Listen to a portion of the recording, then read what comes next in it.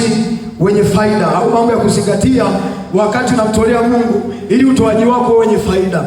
Kanuni ya kwanza, toa kwa kadiri ya uwezo wako na jinsi ulivyobarikiwa na Bwana. Kanuni ya kwanza ya utoaji, usisahau hili. Ya kwanza, toa kwa kadiri ya uwezo wako na jinsi ulivyobarikiwa na Bwana. Kumbukumbu la Torati sura ya 16 na mstari wa 17. Kumbukumbu la Torati sura ya 16 na mstari wa 17. Mtumishi wa Mungu nisomee. Kumbukumbu la Torati 16:17.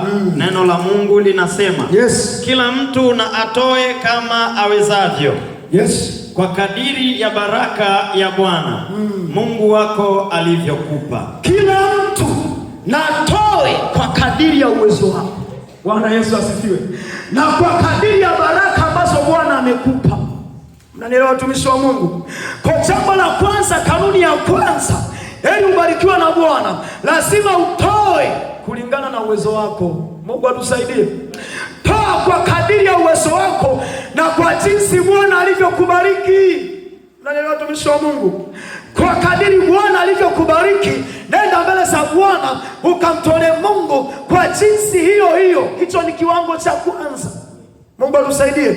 Mahali pa kwanza pa kuanzia kwenye kumtolea Mungu, mahali pa kwanza pa kujipima kwenye kumtolea Mungu ni kujitoa kwa kadiri ya uwezo na kwa kadiri ya baraka ambazo Bwana amekubarikia. Bwana Yesu asifiwe sana.